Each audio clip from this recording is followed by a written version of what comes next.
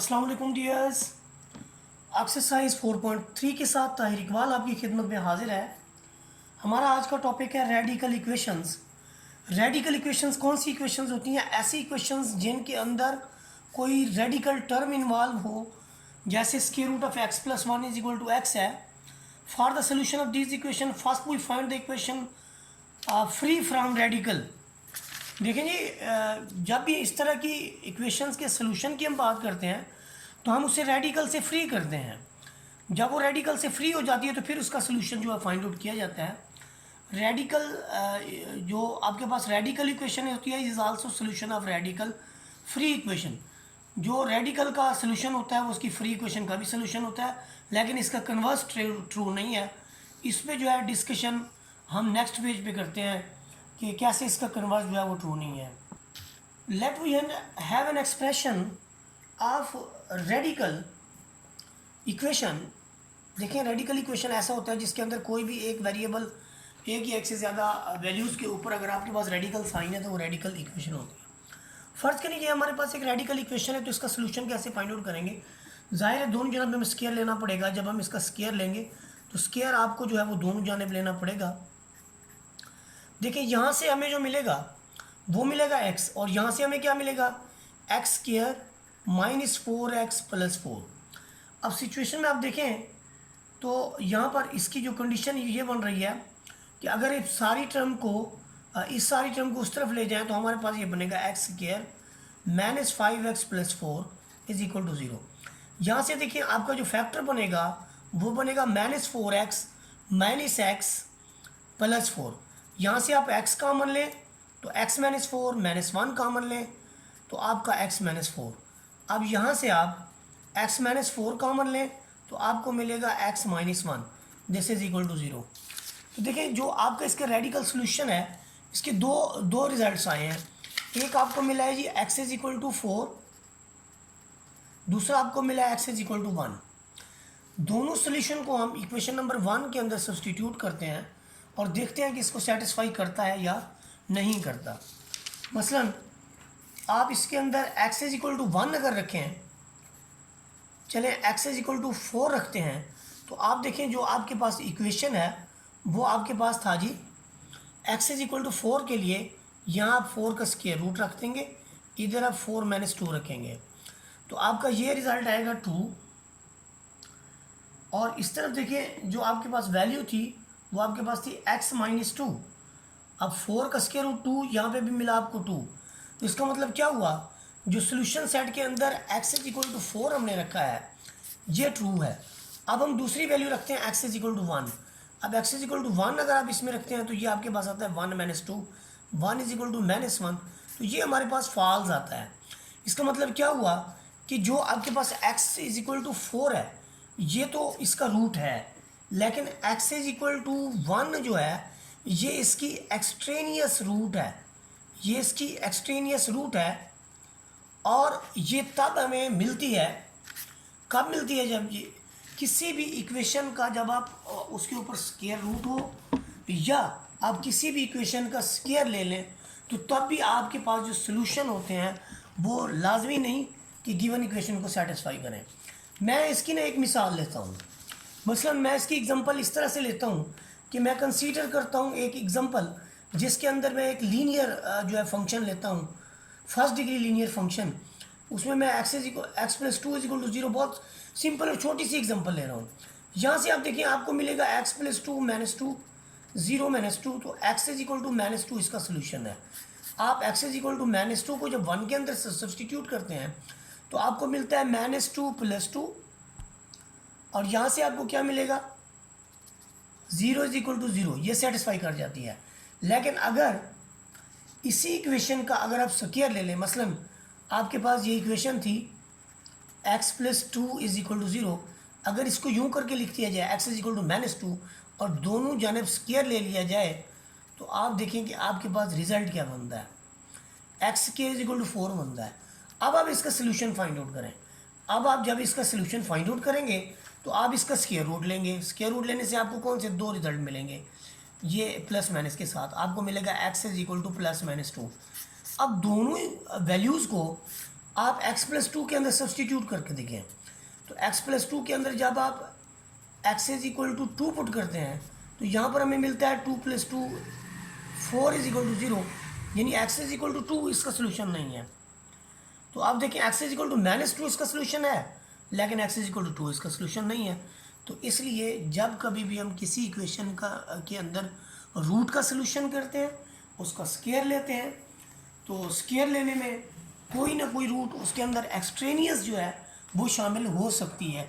अब हम प्रॉपर तौर पर अपनी एक्सरसाइज जो है उसका सोल्यूशन जो है वो स्टार्ट करेंगे।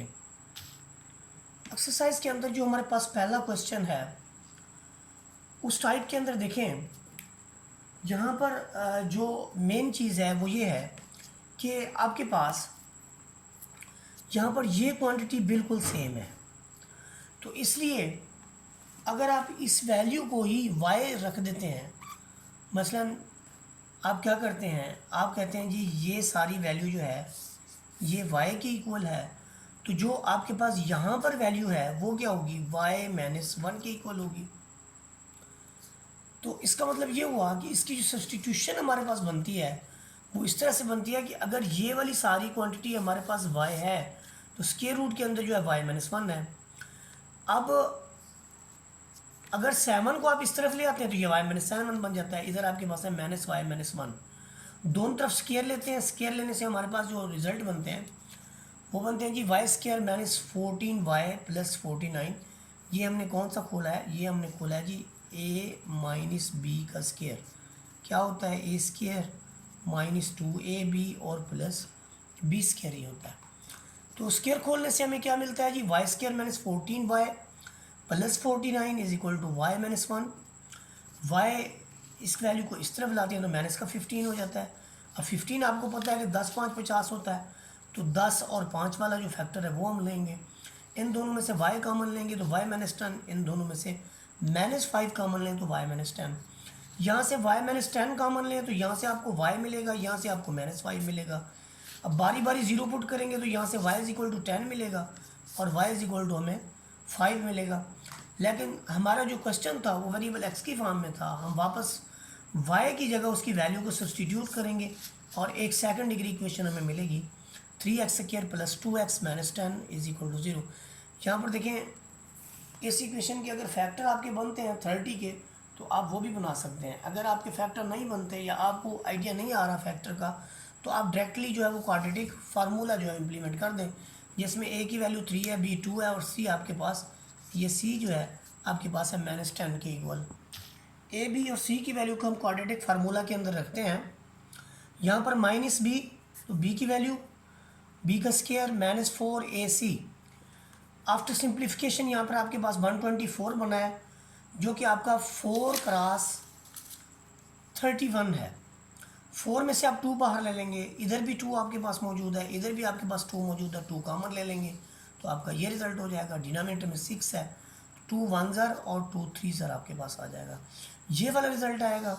अब इस रिज़ल्ट के अंदर हमारे पास टू वैल्यूज़ हैं, एक प्लस के साथ है और एक आपके पास माइनस के साथ है। सिमिलरली हम दूसरे की जो दूसरा पार्ट है उसमें y = 5 है, तो ये वैल्यू पुट करने के बाद हम इसका सोल्यूशन लेंगे तो इसका फैक्टर बहुत आसान है, 5x - 3x बनता है। आप इसमें से x कॉमन लेंगे 3x + 5 हो जाएगा, -1 कॉमन लेंगे तो आपके पास 3x प्लस, अब आप 3x + 5 कॉमन ले लें तो आपके पास x - 1 रह जाएगा। यहाँ पर देखिए जो हमारे पास रिजल्ट्स हैं उनमें x - 1 और 3x + 5 इज इक्वल टू 0 है, तो हमें मिलेगा जी x - 1 is equal to 0 and 3x + 5 is equal to 0। और यहाँ से हमें x की दो और वैल्यूज़ मिल जाएंगी, x is equal to 1 and x is equal to -5/3। अब हम एक्सट्रेनियस रूट्स के लिए इनकी जो है वो चेकिंग करेंगे कि कौन सी रूट जो है वो इसकी एग्जैक्ट रूट है और कौन सी जो है वो इसकी एक्सट्रेनियस रूट है। तो x इज इक्वल टू 1 जब हम इक्वेशन के अंदर रखते हैं तो x की जगह 1 रखें, x की जगह 1 रखें, तो ये आपका 3 2 5 और यहाँ से आपका 3 में से 2 गया, 3 2 5 में से गया 4 4 का जज़र 2, तो 5 × 2 7, तो x इज इक्वल टू 1 जो है ये ट्रू हो रहा है, इसलिए ये इसकी रूट होगी या इसका सोल्यूशन होगा। अब x इज इक्वल टू -5/3 की बात करें तो आपने x की जगह -5/3 को सब्सटीट्यूट किया, यहाँ पे किया, इधर भी किया, इधर भी किया और राइट हैंड साइड पे आपके पास जो है वो 7 है। देखते हैं कि 7 के इक्वल आता है कि नहीं आता। ये देखिए आफ्टर सिंप्लीफिकेशन आपका 3 3 है और 25 में से आपका 10 जाए तो आपका बचता है जी 15/3। 15/3 जो है 5 के इक्वल होता है और 5 में से 1 चला जाए तो आपका 4 बचता है और 4 की जज़र 2 होती है। 5 और 2 7, लेफ्ट हैंड साइड पे भी 7 और राइट हैंड साइड पे भी आपका 7 है। तो ये दोनों इसकी रूट्स हैं। यहाँ पर हमें एक और सोल्यूशन भी मिला था, x इज इक्वल टू -1 और plus minus square root of 31/2, जिसकी कैलकुलेटर से जो वैल्यू बनती है -2.19 बनती है। इसे आप अगर उस इक्वेशन ए या इक्वेशन 1 के अंदर सब्सटीट्यूट करें तो आपका जो रिज़ल्ट बनता है वो बनता है -2.19 का स्क्वायर और ये और इसे हमने साबित कराना है कि ये वाकई 7 के इक्वल है या नहीं है। अच्छा, सिंप्लीफिकेशन के बाद हमें जो रिज़ल्ट मिलता है वो मिलता है 13.01। 13.01 7 के इक्वल नहीं है। सिमिलरली इसी तरह से हम दूसरी वैल्यूज़ को जो है वो चेक करते हैं। ये इसकी एक्सट्रेनियस रूट होगी। दूसरी वैल्यू को जब हम चेक करते हैं तो वो भी सेटिस्फाई नहीं करती। तो फिर इसका मतलब क्या हुआ कि हमारे पास जस्ट एक ही वैल्यू है एक्स की। तो जो दो वैल्यूज़ हैं वो है 1 और -5/3। इसके अलावा बाकी दोनों जो वैल्यूज़ हैं वो इसकी एक्सट्रेनियस रूट कहलाती हैं। क्वेश्चन नंबर 2 के अंदर हमारे पास अगर देखा जाए x² - x/2 - 7, तो आपको यहाँ पर एक जैसी वैल्यू जो नज़र नहीं आती। लेकिन अगर गौर से देखें तो अगर हम इसको 2 से थोरोली मल्टीप्लाई कर दें तो यहाँ पर 2 अपीयर हो जाएगा, इधर से 2 ऑफ हो जाएगा, इसको ये 14 बना देगा। इधर भी 2 से मल्टीप्लाई करेंगे, ये आपका 2x हो जाएगा, ये -6 हो जाएगा। रूट के अंदर हमने मल्टीप्लाई नहीं करना, हमने यहाँ तक रहना है। वो ये वैसे भी इससे मल्टीप्लिकेशन का ही रिलेशन है। आप ज़रा गौर कीजिए, यहाँ पर और यहाँ पर आपकी वैल्यू सेम है। तो इसका मतलब ये हुआ कि अगर आप इस टर्म को y के इक्वल रख देते हैं, ये वाली टर्म जो है अगर आप इसको y के इक्वल रख देते हैं तो आपके रिजल्ट्स बड़े आसान हो जाएंगे। मसलन आपने जब इसको y के इक्वल रखा तो आपकी जो ये वाली टर्म है ये हो जाएगी y+2 और ये स्क्वायर रूट के अंदर हो जाएगी। तो ये आपका y+6 square root of y+2 is equal to 14। तो यहाँ से देखिए 14 को आप इस तरफ ले आएँ और इस क्वांटिटी को दूसरी तरफ लेके दोनों का स्क्वायर कर दें। जब दोनों का स्क्वायर करेंगे तो लेफ्ट हैंड साइड पे आपको ये स्क्वायर मिलेगा। स्क्वायर कैसे खुलता है? a² - 2ab और +b²। इस तरह से यहाँ से देखें ये -6 को आप अलग स्क्वायर दे देंगे, 36 हो जाएगा। जज़र से आपका ये स्क्वायर ख़त्म हो जाएगा। इसके बाद देखें आपके पास क्या y² - 28, ये 36y को इस तरफ ले आएंगे तो ये आपका -64y हो जाएगा। इधर आपके पास 124 मौजूद है। नेक्स्ट अगर इसके सोल्यूशन की बात करें तो इसका जो फैक्टर है वो बनता है 62 and 2। बड़ा ही सिंपल सा है। यहाँ से y कॉमन लें तो y - 62, -2 कॉमन लें तो y - 62। अब आप इसमें से y - 2 कॉमन ले लें, y - 2 कॉमन लेते हैं तो y - 62 आपके पास ये वाली क्वांटिटी आ जाती है। तो y = 62 एक रिजल्ट आता है, एक आपके पास आता है y = 2। अब वैल्यूज़ को दोबारा x की फॉर्म में ले जाएं तो आपके पास दो इक्वेशन ही मिलती हैं। एक ये आपके पास क्वाड्रेटिक इक्वेशन मिलती है, एक ये आपके पास क्वाड्रेटिक इक्वेशन मिलती है। दो सोल्यूशन आपको यहाँ से मिलेंगे, दो सोल्यूशन आपको यहाँ से मिलेंगे। आपके ओवरऑल 4 सोल्यूशन होंगे और फिर उन 4 सोल्यूशन की आपने चेकिंग भी करनी है कि इसमें कोई एक्सट्रेनियस रूट तो नहीं है। अगर है तो उसे सोल्यूशन सेट से हम निकाल देंगे। जहाँ पर देखें बजाय इसके फैक्टर बनाते रहें, बाज़ वक़्त फैक्टर नहीं भी बनते तो आप इसके अंदर क्वाड्रेटिक फार्मूले का जो यूज़ है बहुत आसान है। x = आपके पास 2 है, a = 2 है, b = -3, c = -62। आप ये वैल्यू पुट करते हैं, पुट करने के बाद आपको एक रिज़ल्ट मिलता है x = 3 ± 505 स्क्वायर रूट ओवर 4। अब हम दूसरी क्वेश्चन का सोल्यूशन करेंगे। दूसरी क्वेश्चन के सोल्यूशन के लिए पेयर बहुत आसान है। ये आपके पास -4 + 1 का पेयर बना, क्योंकि आप जब फर्स्ट लास्ट वैल्यू को जब देते हैं तो आपका -4x का पेयर बनता है। तो 1 4 और ये वाला फैक्टर लगता है। तो इसमें दोनों के साथ आप y रखेंगे, ऊपर चूँकि मनफी है तो आपको ज़ाहिर डिफरेंट साइन के साथ जाना पड़ेगा। एक को आप मनफी देंगे, दूसरे को प्लस देंगे। मनफी उसी को देंगे जो यहाँ पर क्वांटिटी होगी, इसका जो साइन होगा वो ही उसको जाएगा। तो यहाँ से फैक्टर बनाने के बाद 2 कॉमन लें, x - 2, यहाँ से 1 कॉमन लें तो आपका x - 2। अब आप x - 2 कॉमन लें तो आपको मिलेगा 2x + 1, वो ये वाला है।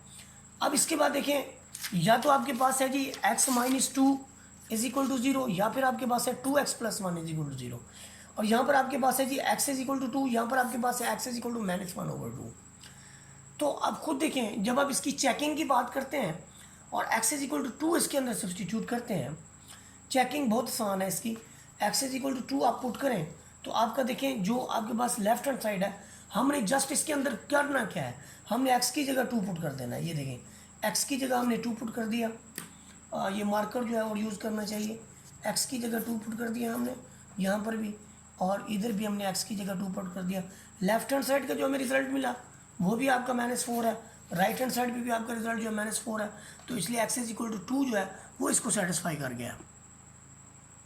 अब हम x इज इक्वल टू -1/2 को चेक करते हैं। x इज इक्वल टू -1/2 का मतलब ये है कि आपने x की जगह जो है वो आपने -1/2 रखना है, लेफ्ट साइड पे भी रखना है और राइट साइड पे भी रखना है। तो देखिए सिंप्लीफिकेशन, ये ऑलरेडी 9th 10th में हम ये काम कर चुके हैं। तो सिंप्लीफिकेशन के बाद हमें पता चलता है जी आपकी जो लेफ्ट हैंड साइड है उस पर भी रिजल्ट आता है -13/2, राइट हैंड साइड पे भी आपका रिजल्ट आता है -13/2। तो बाकी जो इसकी रूट्स हैं 3 ± 505/4, ये चेकिंग करने पे हमें पता चलता है कि ये इसकी एक्सट्रेनियस रूट है। आप इसको कैलकुलेटर से सॉल्व कर लेंगे, 505 का जज़र लेके 3 में प्लस करके 4 पे डिवाइड कर लेंगे, पॉइंट में आंसर निकाल के लेफ्ट हैंड साइड पे और राइट हैंड साइड पे सब्सटीट्यूट करेंगे तो आपको पता चलेगा कि आपकी जो लेफ्ट हैंड साइड है वो राइट हैंड साइड के इक्वल नहीं है। तो इसका मतलब ये हुआ कि ये इसकी एक्सट्रेनियस रूट है और इसका जो असल सोल्यूशन है वो हमारे पास ये वाला है।